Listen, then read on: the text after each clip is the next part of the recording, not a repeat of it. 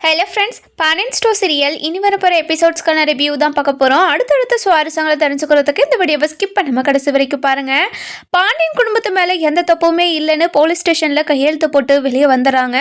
வெளியே வந்த உடனே நம்ம கோமதி ரொம்பவே இமோஷ்னலாக அழுதுகிட்டே இருக்காங்க. நான் எந்த ஒரு தப்புமே பண்ணலையே, எந்த தப்புமே பண்ணாமல் இப்படி ஒரு தண்டனை எனக்கு கொடுத்துட்டாங்களே அப்படின்னு நினச்சி பயங்கர அழுக. அதுக்கப்புறம் சக்திவேல்கிட்டையும் முத்துவேல்கிட்டையும் போயிட்டு, அண்ணன் நீங்கள் மட்டும் இல்லைன்னா நாங்கள் வெளியே வந்திருக்கவே முடியாதுண்ணே, ரொம்ப நன்றிண்ணே, இவ்வளோ இக்கட்டான சூழ்நிலையில் எங்களை காப்பாற்றினதுக்கு ரொம்ப நன்றிண்ணே அப்படின்னு சொல்லி பயங்கர அழுக. அதுக்கப்புறம் சக்தி இருந்துட்டு, கோமதி கவலைப்படாத கோமதி, சரி வாங்க வீட்டுக்கு போகலாம் அப்படின்னு சொல்லிட்டு கிளம்புறாங்க. அந்த நேரம் பார்த்து பாண்டியன் இருந்துட்டு நம்ம முத்துவேல் கையை பிடிக்கிறாரு. பிடிச்ச உடனே நம்ம முத்துவேலுக்கு ஏதோ ஒரு மாதிரி அப்படியே ஒரு எனர்ஜி வந்த மாதிரி ஒரு மாதிரி பண்ணுறாரு. அதுக்கப்புறம் இதை பார்த்த நம்ம சக்திவேலுக்கு ஒரு மாதிரி பயங்கர ஷாக்கு. அதுக்கப்புறம் ரெண்டு பேருமே திரும்பி பார்க்குறாங்க. பார்த்த உடனே நம்ம பாண்டியன் இருந்துட்டு, இவ்வளோ இக்கட்டான சூழ்நிலையில் எங்கள் குடும்பத்தை நீங்கள் காப்பாற்றிருக்கீங்க, என்னதான் நம்மளுக்குள்ள பிரச்சனை இருந்தாலும் அதை எல்லாத்தையும் மனசில் வச்சுக்காம இப்படி எங்களை காப்பாற்றிருக்கீங்களே, ரொம்ப நன்றி அப்படின்னு சொல்லிட்டு கையெடுத்து கும்பிடவும், இதை பார்த்துட்டு இருந்த முத்துவேலும் சக்திவேலும், இங்கே பாருங்க பாண்டியா, உங்கள் மேலே எந்த தப்புமே இல்லைன்னு எனக்கு தெரியும். இத்தனை வருஷமாக உங்களை புரிஞ்சுக்காம நாங்கள் உங்களுக்கு எதிராக நாங்கள் நிறைய விஷயத்த பண்ணியிருக்கோம். அது மட்டும் இல்லாமல் என்னோட தம்பி உங்ககிட்ட இருந்து பிரித்தது நாங்கள் தான். அவனுக்கும் இதுக்கும் எந்த சம்மந்தமும் இல்லை. அவன் சொல்கிறத நீங்கள் நம்பாமல் அவனை வீட்டை விட்டு துரத்திட்டீங்க அப்படின்னு சொல்லவும், இதை கேட்டு நம்ம கோமதிக்கு பயங்கரமாக ஷாக் ஆகிடுது. டே பழனி, ரொம்ப சாரிடா, நான் அக்கா உன்னை ரொம்பவே பேசிட்டேன்ல, விடுக்கா, கோவத்தில் எல்லாரும் பேசுகிற வார்த்தை தானே, கோவத்தில் பேசுகிற வார்த்தையை எதுவுமே மனசில் எடுத்துக்க கூடாதுக்கா அப்படின்னு சொல்லவும், இங்கே பாருடா பழனி, உனக்கு பெரிய மனசுடா அப்படின்னு பேசிக்கிட்டு இருக்காங்க. இந்த விஷயம் வந்துட்டு குழலிக்கு தெரிய வருது. தெரிய வந்த உடனே குழலி பயங்கர கோவத்தில் போலீஸ் ஸ்டேஷனுக்கு வந்துடுறாங்க. வந்த உடனே, என்னம்மா என்ன நடந்துச்சு, எதுக்காக உங்களெல்லாம் போலீஸ் ஸ்டேஷனில் போட்டாங்க அப்படின்னு சொல்லி கேட்கவும், இங்கே பாரு குழலி, நம்ம வீட்டுக்கு போய் பேசிக்கலாம் வா. இல்லைம்மா, நீ இங்கே என்கிட்ட சொல்லு, நான் அந்த குடும்பத்தை உண்டு இல்லைன்னு பண்ண போகிறேன் அப்படின்னு சொல்லவும், இங்கே பாரு குழலி, நீ கொஞ்ச நேரம் அமைதியாக வீட்டுக்கு போறியா அப்படின்னு சொல்லவும், இங்கே பாருமா, நீ சொல்ல போறியா இல்லையா அப்படின்னு சொல்லி கேட்கவும், அதுக்கப்புறம் என்ன, நம்ம சக்திவேலும் முத்துவேலும் நடந்த விஷயத்தை எல்லாத்தையும் குழலி கிட்ட சொல்கிறாங்க. சொன்ன உடனே குழலி பயங்கர கோவத்தில், நான் அந்த குடும்பத்தை என்ன பண்ண போகிறேன்னு பாருங்க அப்படின்னு சொல்லி பயங்கர கோவமாக அவங்கள பார்க்க போகவும், அதுக்கப்புறம் பாண்டியன் இருந்துட்டு, குழலி கொஞ்ச நேரம் அமைதியாக இரு குழலி, எதுக்காக நீ இப்படி கோவப்படுற அப்படின்னு சொல்லி கேட்கவும், இங்கே பாருங்கப்பா, உங்களையும் நம்ம குடும்பத்தில் இருக்கிறவங்களையும் எவ்வளோ கஷ்டப்படுத்தி பொய்யான ஒரு கம்ப்ளைண்ட்டை கொடுத்து உங்களை ஜெயிலில் உட்கார வச்சுருக்காங்க. அவங்கள சும்மா விட சொல்கிறீங்களா நீங்கள்? அவங்கள உண்டு இல்லைன்னு பண்ணணும்ப்பா. அவங்களுக்கு பயம் இருந்தால் தானே நம்ம மேலே இனிமேலும் இந்த மாதிரி பண்ண மாட்டாங்க. நம்ம விட இந்த மாதிரி அதிகமாக பண்ணிக்கிட்டே இருந்தாங்கன்னா என்னப்பா பண்ணுறது? இங்கே பாருங்கள், நான் தம்பி அப்போவே சொன்னால் நம்ம போய் கேஸ் கொடுக்கலான்னு சொல்லிட்டு, நீங்க தான் வேண்டான்னு சொல்லிட்டீங்க.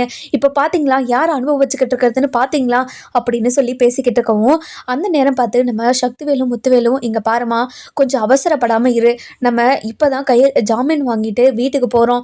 இப்போ நம்ம ஏதாச்சும் பிரச்சனை பண்ணா திரும்ப நம்ம உள்ள போற மாதிரி இருக்கும். கொஞ்ச நாள் நம்ம பொறுமையா இருந்து அவங்கள என்ன பண்ணணுமோ அதை நம்ம பண்ணிக்கலாம், நீ கவலைப்படாம இருமா அப்படின்னு சொல்றாங்க.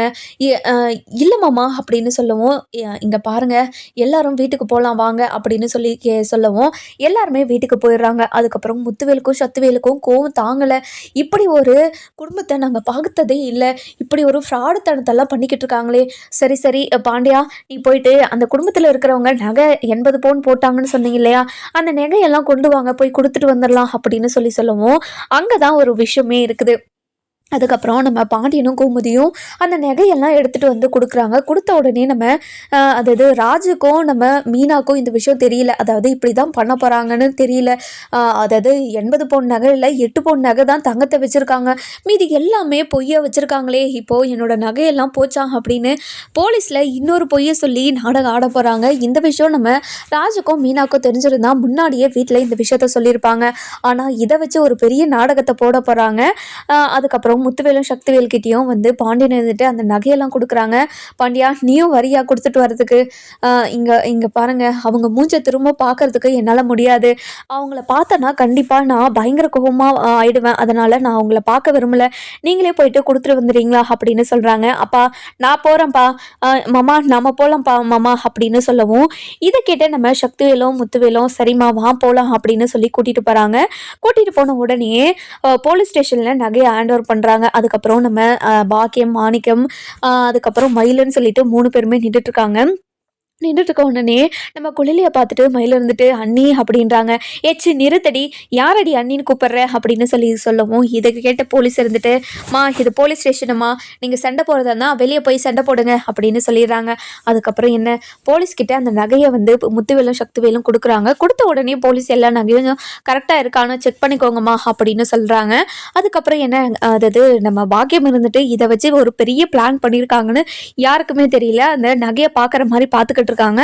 ஐயோ ஐயோ ஐயோ ஐயோ ஐயோ அப்படின்னு சொல்லி கத்த ஆரம்பிச்சிடறாங்க. இதை கேட்ட போலீஸ் இருந்துட்டு, என்னம்மா ஆச்சு, என்ன ஆச்சு அம்மா அப்படின்னு சொல்லி கேட்கவும், இங்க பாருங்க மேடம், இங்க பாருங்க, நான் 80 பவுன் நகை போட்டேன், ஆனா இது எல்லாமே கவரிங் நகை மாதிரியே இருக்குது. எனக்கு என்னமோ டவுட்டா இருக்கு மேடம், அந்த குடும்பத்தில் இருக்கிறவங்க எல்லாருமே ஃப்ராட் வேலை பண்றாங்களோன்னு தோணுது மேடம் அப்படின்னு சொல்றாங்க. இதை கேட்ட குழலிக்கு பயங்கர கோவம் வந்துடுது. அதுக்கப்புறம் இங்க பாருங்க, எங்க குடும்பத்தை பார்த்தா எப்படி தெரியுது உங்களுக்கு, இந்த மாதிரிலாம் எங்க குடும்பத்து மேல பேசுற வேலை வச்சுக்காதீங்க, அப்புறமா இங்க நடக்கிறது வேற அப்படின்னு சொல்லி குழலி சொல்லவும், அதுக்கப்புறம் என்ன, நம்ம சக்தி இருந்துட்டு, இங்க பாருங்க மேடம், அந்த குடும்பத்தில் இருக்கிறவங்க அப்படி பண்ண மாட்டாங்க மேடம். ஏன் மேடம் இந்த மாதிரி சந்தேக புத்தியோட இந்த குடும்பத்தில் இருக்கிறவங்க எல்லாருமே அந்த குடும்பத்தை பழி வாங்கணும்னு இப்படி எல்லாம் பேசிக்கிட்டு இருக்காங்க மேடம், நீங்கள் இதெல்லாம் நம்பாதீங்க அப்படின்னு சொல்லவும், இங்கே பாருங்கள் சார், அவங்களுக்கு டவுட் வந்துருச்சுல்ல, நம்ம செக் பண்ணி ஆகணும்ல, அதனால் நான் ஆசிரியை வர சொல்கிறேன் சார் அப்படின்னு சொல்லி ஒரு ஆசிரியை வர சொல்கிறாங்க. வர சொன்ன உடனே அந்த நகையெல்லாம் செக் பண்ணி பார்க்குறாங்க. செக் பண்ணி பார்த்ததுமே, இங்கே பாருங்கம்மா, ஒரு 2-3 நகை மட்டும்தான் இதில் தங்க மாதிரி இருக்குது, மீதி எல்லாமே கவரிங் தாம்மா அப்படின்னு சொல்கிறாங்க. இதை கேட்ட போலீஸ்க்கும் சரி, பாக்கியம், நம்ம குழலி, அதுக்கப்புறம் என்ன, நம்ம சக்திவேல், முத்துவேலுன்னு எல்லாருக்குமே பயங்கர ஷாக்கு. அதுக்கப்புறம் என்ன, நம்ம முத்துவேல் இருந்துட்டு, மேடம் இதெல்லாம் நடக்கிறதுக்கு வாய்ப்பே கிடையாது, இவங்க கண்டிப்பா பாண்டியன் குடும்பத்தில் இருக்கிறவங்க அந்த மாதிரி பண்ணியிருக்க மாட்டாங்க மேடம். இங்க பாருங்க சார், அவங்க பண்ணியிருக்க மாட்டாங்கன்னா 80 பவுன் நகை எங்கெங்க சார் இங்க காணோம், எதுக்காக நீங்க கவரிங் நகையை கொண்டு வந்திருக்கீங்க அப்படின்னு சொல்லி கேட்கவும், இதை கேட்டு நம்ம பாக்கியம் இருந்துட்டு, கேளுங்க மேடம், நல்லா கேளுங்க, எப்படியாவது என்னோட நகையை மட்டும் நீங்கள் வாங்கி கொடுத்துருங்க மேடம், உங்களுக்கு கோடி புண்ணியம் ஆகிடும் அப்படின்னு சொல்லி போலீஸ்கிட்ட நடிச்சுக்கிட்டே இருக்காங்க. இதை கேட்டு நம்ம மயிலுக்கு பயங்கரமாக கோவம் வருது. மா, நீ சொன்ன பொய்யால தான்மா இவ்வளோ தூரம் வந்து நிற்கிறோம், இனிமேலும் உனக்கு புத்தி வரவே வராதம்மா, அந்த குடும்பத்தில் மேலே இல்லாத பொய்யும் எதுக்காகம்மா சொல்லிக்கிட்டே இருக்க, இந்த மாதிரியெல்லாம் பண்ணாதம்மா, இதெல்லாம் ரொம்ப தப்புமா, ஏமா இப்படியெல்லாம் பண்ணிக்கிட்டு இருக்க அப்படின்னு சொல்லி கேட்கவும், இங்கே பாருடி, நீ கொஞ்ச நேரம் அமைதியாயிரு, உன்னோட வாழ்க்கையை நான் சரி பண்ணுனா இதெல்லாம் பண்ணி தான் ஆகணும், நீ கொஞ்ச நேரம் அமைதியை இருடி அப்படின்னு சொல்லி பேசிக்கிட்டு இருக்காங்க. அதுக்கப்புறம் குழலிக்கு ஒன்றுமே புரியல. மாமா, என்ன மாமா இதெல்லாம், என்னோட அப்பாவும் அம்மாவும் இந்த மாதிரி ஒரு வேலை பண்ணியிருக்கவே மாட்டாங்க மாமா, இந்த குடும்பத்தில் இருக்கிறவங்க தான் அது கவரிங் நகையை கொடுத்து இப்படியெல்லாம் பண்ணியிருப்பாங்கன்னு எனக்கு தோணுது மாமா அப்படின்னு சொல்கிறாங்க. சரிம்மா, நான் பாண்டியன் கிட்ட பேசி பார்க்குறேன், கோமதிக்கு கால் பண்ணு அப்படின்னு சொல்லி கோமதிக்கு கால் பண்ணுறாங்க. கால் பண்ண உடனே நம்ம கோமதி இருந்துட்டு, சொல்லு குழலி அப்படின்னு சொல்லி சொல்லவும், நம்ம சக்தி இருந்துட்டு, கோமதி, நான் உன்னோட அண்ணன் பேசுகிறேன் கோமதி அப்படின்னு சொல்லவும், அண்ணன் சொல்லுங்கண்ணே அப்படின்னு சொல்லி கேட்குறாங்க. இங்கே பாரு கோமதி, நீங்கள் கொடுத்து அனுப்பியிருக்க நகை எல்லாமே கவரிங்னு சொல்கிறாங்க, என்ன கோமதி நடக்குதுங்கெல்லாம் அப்படின்னு சொல்லி கேட்கவும், இதை கேட்ட நம்ம கோமதிக்கு பயங்கரமாக ஷாக் ஆகிடுது. என்னென்ன சொல்கிறீங்க, நீங்கள் சொல்கிறத கேட்டால் எனக்கு ரொம்ப ஷாக்கிங்காக இருக்குன்னு, நான் அந்த நகையெல்லாம் இது வரைக்கும் நான் எடுத்து கூட பார்த்ததே கிடையாது, இப்போ தான் அவள் கல்யாணம் ஆனதுக்கு அப்புறம் இப்போ தான் அந்த நகையே நாங்கள் தொடுறோம் அப்படின்னு சொல்கிறாங்க. இதை கேட்ட நம்ம சக்திக்கும் பயங்கர ஷாக்கு. அப்போ எப்படிம்மா இந்த நகையெல்லாம் கவரிங்காக மாறி இருக்கும் அப்படின்னு சொல்லி கேட்கவும், இதை கேட்ட நம்ம மீனா இருந்துட்டு, அத்தை என்னாச்சு அத்தை அப்படின்னு சொல்லி கேட்குறாங்க. இல்லை மீனா, அந்த 80 பவுன் நகையும் கவரிங்காக மாறி இருக்கான், எப்படின்னே தெரியல, இப்போது அதை வச்சு சண்டை போட்டுக்கிட்டு இருக்காங்களாம் போலீஸ் ஸ்டேஷனில் அப்படின்னு சொல்கிறாங்க. இதை கேட்ட ராஜும் சரி, நம்ம மீனாவும் சரி பயங்கரமாக ஷாக் ஆயிடுறாங்க. அதுக்கப்புறம் நம்ம மீனா இருந்துட்டு, அத்தை அவங்க இந்த நகை விஷயத்துலையும் பொய் சொல்லியிருக்காங்க அத்தை அப்படின்னு சொல்கிறாங்க. என்னடி சொல்கிற நீ?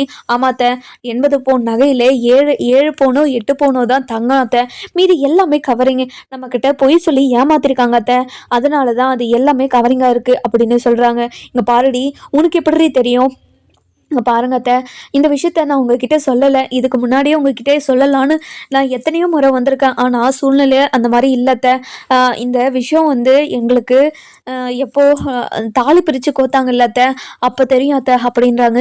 என்னடி சொல்கிற நீ, இவ்வளோ தூரம் இவ்வளோ விஷயம் தெரிஞ்சு வச்சுருக்க, நீ எதுக்காக வீட்டில் எதுவுமே சொல்லாமல் இருந்த அப்படின்னு சொல்லி கேட்கவும், இங்கே பாருங்க அத்தை, அவங்க ரொம்பவே அழுது கேட்டுக்கிட்டாங்க என்கிட்ட, அதாவது என்னோடய வாழ்க்கையே போயிடும், இந்த விஷயத்த சொல்லிடாதீங்க, எங்கள் வீட்டில் வக்கு இல்லை, வழி இல்லை, அதனால தான் என் அம்மா இப்படியெல்லாம் சொல்லி கல்யாணம் பண்ணி வச்சுருக்காங்க. இதை சொன்னீங்கன்னா கண்டிப்பாக என்னோடய வாழ்க்கையே போயிடும் அப்படி இப்படின்னு என்கிட்ட எதையோ பேசி எங்களை 2 பேரையும் சொல்ல விடாமல் பண்ணிட்டாங்க. சரி, அவங்கள இப்போ தான் கல்யாணம் பண்ணிக்கிட்டு வந்திருக்காங்க, அவங்களோட வாழ்க்கையில் எந்த பிரச்சனையும் வந்துடக்கூடாதுன்றதுக்காக தான் இந்த விஷயத்த நான் யார்கிட்டையுமே சொல்லலாத்த அப்படின்னு சொல்கிறாங்க. இங்கே பாருடி, இந்த விஷயத்த நீ இப்போ அப்போ சொல்லலாம் கூட பரவாயில்ல, இப்போ பிரச்சனை வந்துச்சுல்லடி அப்போ சொல்லியிருக்கலாம்ல அப்படின்னு சொல்லி கேட்கவும், இல்லத்த இந்த ஏற்கனவே அவங்க மேலே ரொம்ப கோவத்தில் இருந்தீங்க, இதை சொன்னால் இன்னும் ரொம்ப கோவப்படுவீங்களோன்னு தான் நான் சொல்லவே இல்லாத்த அப்படின்றாங்க. இங்கே பாருடி, இந்த விஷயத்த வச்சு இன்னும் ஒரு பிளான் போட்டு அவங்க என்னெல்லாம் பண்ணிக்கிட்டு இருக்காங்கன்னு பாருடி. என்னோட நகை 80 பவுன் நகையை எங்களுக்கு திருப்பி கொடுத்தா போதும் அப்படின்னு சொல்லி போலீஸ் ஸ்டேஷனில் சண்டை போட்டுக்கிட்டு இருக்காங்களாண்டி அப்படின்னு சொல்லவும், இதை கேட்ட நம்ம பழனி இருந்துட்டு, இங்கே பாருங்கக்கா, நீங்கள் கவலையே படாதீங்க, அவங்க இவ்வளோ ஃப்ராடுத்தனம் பண்ணியிருக்காங்க, எவ்வளோ கேவலமான வேலை பண்ணியிருக்காங்க, அவங்கள நம்ம சும்மாவே விடக்கூடாது அப்படின்னு சொல்லி நம்ம பழனி சொல்லவும், எப்பட்றா அவங்க இவ்வளோ பெரிய பழியை நம்ம மேலே தூக்கி போட்டிருக்காங்களே, நம்ம அந்த பழியிலிருந்து எப்படி வெளியே வர்றது அப்படின்னு பழனிக்கிட்ட கேட்கவும், அக்கா நம்ம எந்த ஒரு தப்புமே பண்ணலை, கண்டிப்பாக அந்த கடவுள் ஏதாவது ஒரு வழியில் எந்த பிரச்சனையுமே இல்லாமல் நம்மளை கண்டிப்பாக இந்த பிரச்சனையிலேருந்து வெளிக்கொண்டு வரும், நீ கவலையே படாதக்கா. இங்கே பாருடா, அந்த சாமியை கும்பிட்டு தாண்டா எனக்கு ஒன்றுமே நடக்கலை, நான் எத்தனை வேண்டுதல் பண்ணியிருப்பேன், எத்தனையோ நாள் விரதம் இருந்திருப்பேன், ஒவ்வொரு பண்டிகைக்கும் எல்லாத்தையுமே சரியாக தானே பண்ணிக்கிட்டு இருந்தேன் அந்த சாமிக்கு, எனக்கு மட்டும் ஏன் இந்த மாதிரி கஷ்டத்து மேலே கஷ்டத்தை கொடுத்துக்கிட்டே இருக்கணும் அப்படின்னு சொல்லவும், மீனா இருந்துட்டு, அத்தை அவங்க இப்படியெல்லாம் பேசுவாங்க, இப்படியெல்லாம் நடிச்சு நாடகம் ஆடுவாங்கன்னு எனக்கு தெரியவே தெரியாது அத்தை, ஃபர்ஸ்ட் நம்ம போலீஸ் ஸ்டேஷன் போவோம் வாங்க அத்தை அப்படின்னு சொல்லி போலீஸ் ஸ்டேஷனுக்கு கிளம்புறாங்க. போலீஸ் ஸ்டேஷனுக்கு போன உடனே நம்ம பாக்கியத்தை பார்த்து, இங்க பாருங்கம்மா, நீங்க 80 பவுன் நகை போட்டிங்கன்னு சொன்னீங்க, ஆனால் நீங்கள் 80 பவுன் நகை போட கிடையாது. இங்கே பாருங்கள் மேடம், அவங்க 80 பவுன் நகை போட கிடையாது மேடம், அவங்க 8 பவுன் நகை மட்டும் தங்கத்தில் போட்டுட்டு மீதி எல்லாத்தையுமே கவரிங்காக வச்சுருக்காங்க. இந்த விஷயம் எனக்கே இப்போ தான் தெரிய வருது. இவங்க இவ்வளோ ஃப்ராட் வேலை பண்ணிவிட்டு எப்படி மேடம் இவங்களுக்கு நாங்கள் 80 பவுன் நகையை போட முடியும்? இதை கேட்ட நம்ம பாக்கியம் இருந்துட்டு, இங்கே பாருங்கள் மேடம், கவரிங் நகையை போட்டிருந்தா இத்தனை நாள் இவங்க சும்மா இருந்திருக்காங்களா மேடம்? இத்தனை நாள் பொறுமையாக இருந்துட்டு இப்பயும் மட்டும் ஏன் என்கிட்ட இந்த மாதிரி வந்து பேசணும்? இங்கே பாருங்க மேடம், எப்படியாவது எப்பாடுபட்டும் நீங்கள் அந்த நகையை மட்டும் வாங்கி கொடுத்துருங்க மேடம். நான் ஒரு ரூபாய்க்கும் நான் எவ்வளோ கஷ்டப்பட்டு அந்த நகையெல்லாம் சேர்த்தனேன்னு எனக்கு மட்டும்தான் தெரியும் மேடம் அப்படின்னு சொல்கிறாங்க. இதை கேட்ட நம்ம பாக்கியம் இருந்துட்டு, அதாவது மாணிக்கம் இருந்துட்டு, ஆமாம் மேடம், நாங்கள் எவ்வளோ கஷ்டப்பட்டு இந்த நகையை வாங்கணும்னு உங்களுக்கு தெரியுமா மேடம் அப்படின்னு சொல்லி பேசிக்கிட்டு இருக்காங்க. ஆனால் மயில் வாயவே திறக்க மாட்டாங்க. அதுக்கப்புறம் மீனா இருந்துட்டு, அதாவது மயில் கிட்ட போயிட்டு, இங்கே பாருங்கக்கா, மேலும் மேலும் நீங்கள் ரொம்ப தப்பு பண்ணிக்கிட்டே போகிறீங்க, எந்த ஒரு தப்புமே பண்ணாத இந்த குடும்பத்து மேலே எதுக்காக இப்படி வீண் பழியாக போட்டுக்கிட்டே இருக்கீங்க? இப்படி போட்டால் மட்டும் இந்த குடும்பத்தில் இருக்கிறவங்க உங்கள் மேலே பாசம் வந்துடும்னு நினைக்கிறீங்களா? எதுக்காகக்கா இப்படிலாம் பண்ணிக்கிட்டு இருக்கீங்க? நீங்கள் இந்த மாதிரி பண்ணாமல் இருந்திருந்தாலே கண்டிப்பாக உங்கள் வாழ்க்கை சரியாக இருக்கும். ஆனால் இப்படி உங்கள் வாழ்க்கையை சரி பண்ணுறேன்னு சொல்லிட்டு உங்கள் அம்மா பண்ணிக்கிட்டு இருக்கிறத பார்த்தா கண்டிப்பாக உங்கள் வாழ்க்கை குழுது ஒண்டி புதைக்க போகிறாங்கன்னு நல்லாவே தெரியுது. இங்கே பாருங்கள், எல்லா உண்மையும் நீங்களே உங்கள் வாயால் சொல்லிட்டா நல்லது, இல்லைனா கண்டிப்பாக இதை நினச்சி நீங்கள் வாழ்க்கை ஃபுல்லாக வருத்தப்பட்டுக்கிட்டே இருக்கிற மாதிரி இருக்கும் அப்படின்னு சொல்கிறாங்க. இதை கேட்ட நம்ம மயிலுக்கு என்ன பேசுறதுன்னே தெரியல. இல்லை மீனா, என்னோட வாழ்க்கையை காப்பாற்றுறதுக்கு எனக்கு வேற வழியே தெரியல மீனா அப்படின்னு சொல்லவும், இங்கே பாருங்கக்கா, நீங்கள் பண்ண தப்புக்காக தானே வீட்டை விட்டு அனுப்புனாங்க, இப்போது மேலும் இது அதுக்கும் மேலான ஒரு தப்பை பண்ணிக்கிட்டே போகிறீங்களேக்கா, ஏன்க்கா? உங்களை மனசார அக்காவாக நினச்சிதான்க்கா உங்ககிட்ட அன்னைக்கு வீட்டுக்கு வந்து பேசினேன். நீங்கள் கொஞ்சம் பொறுமையாக இருந்திருந்தாலே கண்டிப்பாக எல்லா பிரச்சனையும் நடந்திருக்கும், எந்த பிரச்சனையுமே வந்திருக்காது. டிவோர்ஸ் நோட்டீஸ் தானேக்கா வந்துச்சு, டிவோர்ஸ் எங்களால் கொடுக்க முடியாதுன்னு சொல்லி நீங்கள் இன்னொரு நோட்டீஸ் அனுப்ப வேண்டியது தானே? எதுக்காக நீங்கள் இப்படி ஒரு முட்டாள்தனத்தை பண்ணீங்க? கண்டிப்பா இனிமே ஜென்மத்துக்கும் மாமா உங்க மேல உங்க கூட சேர்ந்து வாழணும்னு நினைக்கவே மாட்டாரு. நீங்க உங்க வாழ்க்கையில நீங்களே உங்க தலைமையில மண்ணை வாரி போட்டுக்கிற மாதிரி ஆயிடுச்சு பாத்தீங்களா அப்படின்னு சொல்லவும், இதை கேட்ட மயிலுக்கு பயங்கரமா அழுக வருது.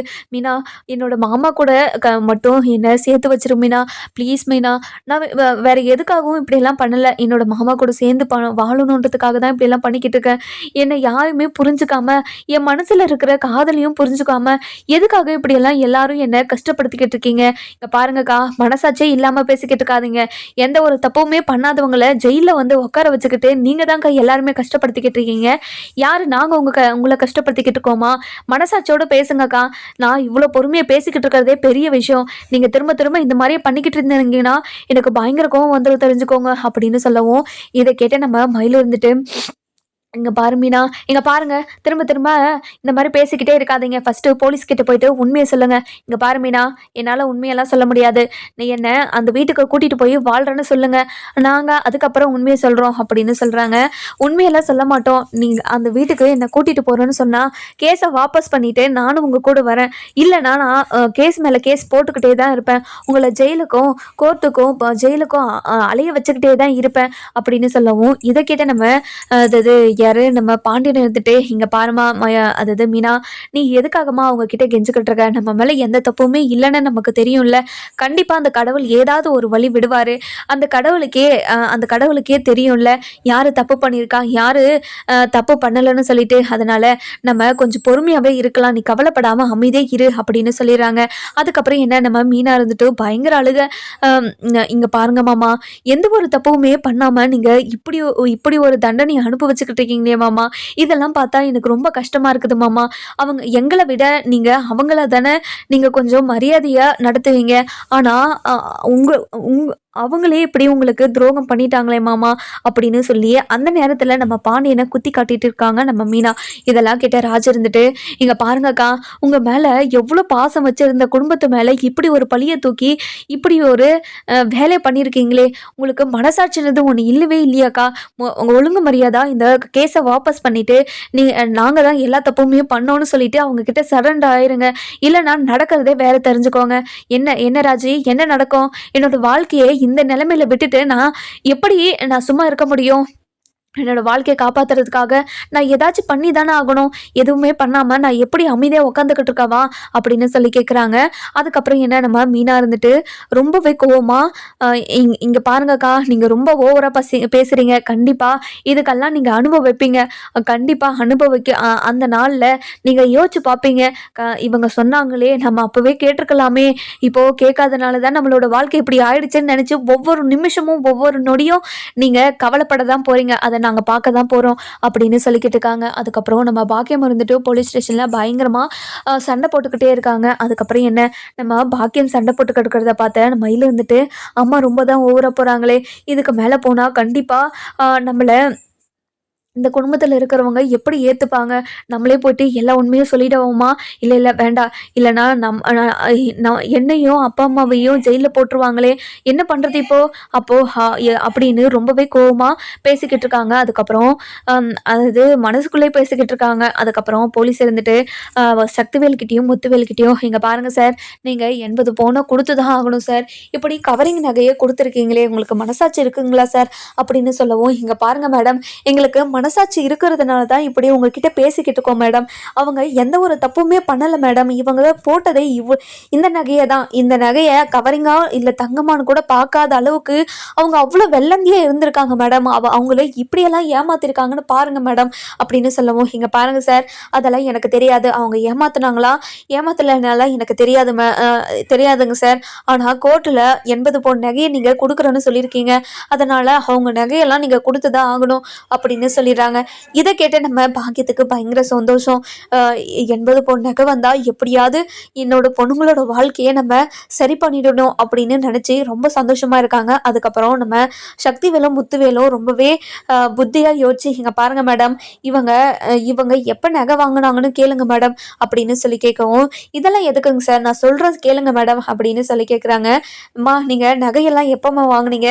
"மேடம், என்னோட பொண்ணோட கல்யாணத்துக்கு முன்னாடி நாள் தான் மேடம் வாங்கணும்" அப்படின்னு சொல்றாங்க. "சரிங்க மேடம், இவங்க பொண்ணோட கல்யாணத்துக்கு முன்னாடி நாள் தான் இந்த நகையை வாங்கினாங்கன்னு சொல்கிறாங்க. சரி, அப்படியே இருக்கட்டும். அந்த நகையோட பில்லெல்லாம் எடுத்துகிட்டு வர சொல்லுங்கள் மேடம்" அப்படின்னு சொல்கிறாங்க. இதை கேட்டே நம்ம பாக்கியமும் சரி மாணிக்கமும் சரி பயங்கரமாக ஷாக் ஆயிடுறாங்க.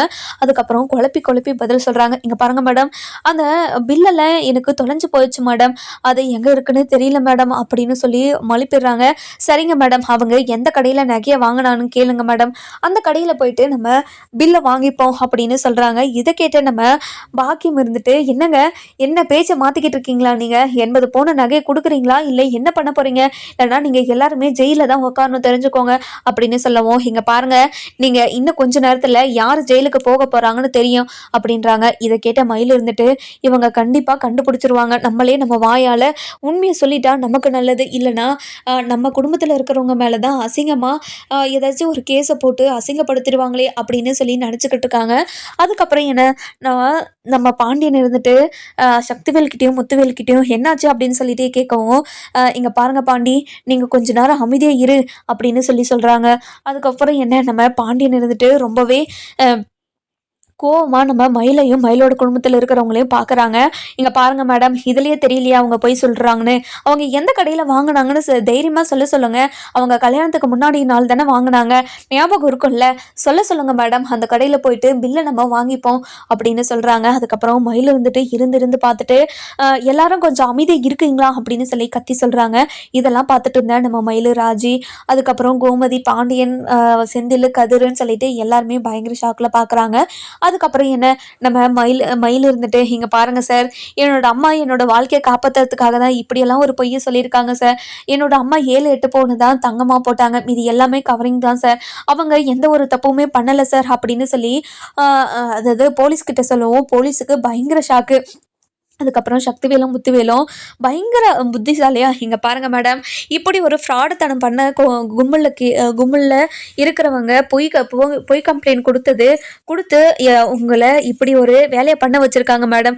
எந்த ஒரு தப்புமே பண்ணாத குடும்பத்து மேலே இப்படி ஒரு பொய் வழக்க போட்டிருக்கீங்களா மேடம்? இதுவே உங்களுக்கே மனசாட்சின்னு ஒன்று இருக்குதா இல்லைங்களா மேடம் அப்படின்னு சொல்லி கேட்கவும், இதை கேட்ட நம்ம போலீஸ் இருந்துட்டு, இங்கே பாருங்கம்மா, இதுக்கு மட்டும் அவங்க கம்ப்ளைண்ட் கொடுத்தாங்களா, நீங்கள் 7-8 வருஷத்துக்கு நீங்கள் ஜெயிலில் தான் இருப்பீங்கம்மா அப்படின்னு சொல்லவும், இதை கேட்ட பாக்கியத்துக்கு பயங்கரமாக ஷாக் ஆகிடுது. அதுக்கப்புறம் என்ன, நம்ம பாக்கியம் இருந்துட்டு, என்னடி பொய் சொல்லிக்கிட்டு இருக்க? இங்கே பாருடி, அந்த குடும்பத்துக்கு பயந்து நீ எதுக்காகடி பொய் சொல்லணும்? அந்த குடும்பத்தை காப்பாற்றி நீ என்ன பண்ண போகிற சொல்லு. இங்கே பாரு, அந்த குடும்பம் என்ன உன்னை நல்லா பார்த்துக்குச்சா, இல்லை நல்லா தான் வச்சுக்கிட்டு இருந்துச்சா? கழுத்தை பிடிச்சி வெளியே தன்னல குடும்பத்துக்கு எதுக்காகடி நீ சப்போர்ட் பண்ணிக்கிட்டு இருக்க அப்படின்னு சொல்லி நம்ம பாக்கியம் இருந்துட்டு மயில்கிட்ட பேசுவோம். அம்மா அமைதியா இருமா, உன்னால தான்மா என்னோட வாழ்க்கை இந்த நிலைமையில இருக்குது. நீ சொன்ன பொய்யால தானம்மா இவ்வளோ தூரம் வந்து நிற்கிறோம். அதுலேயும் நீ பாடம் கற்றுக்கலனா திரும்ப மேலே நீ போய் சொல்லிக்கிட்டே போனால் என்னம்மா அர்த்தம்? நீ இந்த மாதிரி பண்ணிக்கிட்டே இருந்தா கண்டிப்பாக என்னோட வாழ்க்கை நாசமாக தான் போகும், புதகொலியில் தான் இருக்கும்னு எனக்கு தெரியும். பரவாயில்ல, என்னோட வாழ்க்கை இது வரைக்கும் வந்ததே போதும். இனிமேலும் என்னோட வாழ்க்கையில் இருக்கிற பிரச்சனையை நீ சால்வ் பண்ணணும்னு நினைக்காதம்மா. என்னோட வாழ்க்கையில் இருக்கிற பிரச்சனையை நானே சரி பண்ணிக்கிறேன். நீ என்னோட பிரச்சனையில் தலையிடாத. நான் உன்னோட வீட்டில் இருக்கிறது தானே பிரச்சனை.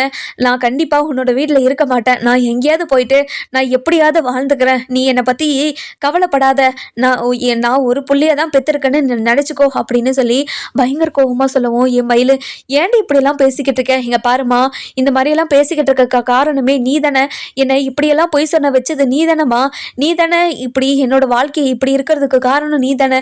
எல்லாத்துக்குமே நீ காரணமாக இருந்துட்டு மற்றவங்க மேலே பொய் கம்ப்ளைண்ட் கொடுக்குறே. உனக்கு மனசாட்சி உனக்கு இருக்குதா இல்லையாமா அப்படின்னு சொல்லி கேட்கவும், அதுக்கப்புறம் குழலி இருந்துட்டு, இங்க பாருங்க சார், பாருங்க யார் மேல தப்பு இருக்குன்னு பாருங்க. இப்ப பாத்தீங்களா, எல்லா தப்புமும் அவங்க மேலதான் இருக்குதுன்னு பாத்தீங்களா சார்? போலீஸ் தானே, நீங்க ஒழுங்கா விசாரிக்க மாட்டீங்களா? எது உண்மையான கம்ப்ளைண்ட், எது பொய்யான கம்ப்ளைண்ட்னு உங்களுக்கு தெரியாதா? இப்படி எந்த தப்பும் செய்யாத ஒரு குடும்பத்தை இப்படி தண்டனை கொடுத்துருக்கீங்களே, உங்களுக்கு மனசாட்சி இருந்து ஒன்று இருக்குதா இல்லையா அப்படின்னு சொல்லி கேட்கவும், இங்க பாருங்க மேடம், நல்லவங்களோ கெட்டவங்களோ அவங்க மேல கேஸ் வந்துச்சுன்னா அவங்கள விசாரிக்க வேண்டியது எங்க பொறுப்பு. விசாரிச்சு கோர்ட்டுக்கு கூட்டிட்டு போடுறது எங்க பொறுப்பு. அவங்க மேல தப்பு இருக்கிறதோ இல்லாததோ கோர்ட்டு முடிவு பண்ணும். இந்த மாதிரி நீங்க இங்க அதிகாரமெல்லாம் பேசிக்கிட்டு இருக்காதீங்க, அவ்வளவுதான் உங்களுக்கு மரியாதை அப்படின்னு சொல்லவும், இதை கேட்ட கோமதி இருந்துட்டு, குழலி கொஞ்ச நேரம் அமைதியே இருக்கு குழலி, நம்ம மேல எந்த தப்பும் இல்லைன்னு அவ சொல்லிட்டால, விடு அப்படின்னு சொல்றாங்க. அதுக்கப்புறம் நம்ம பாக்கியம் இருந்துட்டு, இங்க பாருங்க மேடம் அப்படின்னு சொல்லிட்டு அழுதுகிட்டே பேச வராங்க. இதை பார்த்தா நம்ம சக்திக்கு பயங்கர கோவம் வருது. இங்க பாருங்கம்மா, திரும்ப நீங்க போய் சொல்லிக்கிட்டே இருந்தீங்கன்னா எனக்கு பயங்கர கோவம் வந்துடும். அதுக்கப்புறம் இங்க இருக்கிற கத்தியை எடுத்து அப்படியே கத்தியோ இல்லை இங்க இருக்க துப்பாக்கியோ எடுத்து அப்படியே ஷூட் பண்ணிடுவேன் தெரிஞ்சுக்கோங்க அப்படின்னு பயங்கர கோவத்தோட சொல்லுவோம். என்னையா என்ன, நீங்க தான் என்கிட்ட சொல்லி கம்ப்ளைண்டே கொடுக்க சொன்னீங்க, இப்போ பாத்தீங்கன்னா அந்த குடும்பத்துக்கு சப்போர்ட் பண்ணி வந்து நிக்கிறீங்களா? இங்க பாருங்க, இந்த மாதிரியெல்லாம் பண்ணிக்கிட்டு இருக்காதீங்க. கண்டிப்பா உங்களுக்கும் சேர்த்து நான் வச்சிருக்கேன் அப்படின்றாங்க. இங்க பாருங்கம்மா, நீங்க எப்பேர்ப்பட்ட ஃப்ராடு குடும்பம்னு எனக்கு தெரிஞ்சு போச்சு. தெரிஞ்சதுக்கு அப்புறமும் உங்க பக்கம் சப்போர்ட்க்கு நிப்பேன்னு நீங்க எப்படி எதிர்பார்க்குறீங்க? கேவலமா இல்ல உங்களுக்கு? அப்படின்னு சொல்லி கேட்கவும், இங்க பாருங்க ஐயா, கண்டிப்பா உங்கள ஏதாச்சும் நான் பண்ணியே தீருவேன்.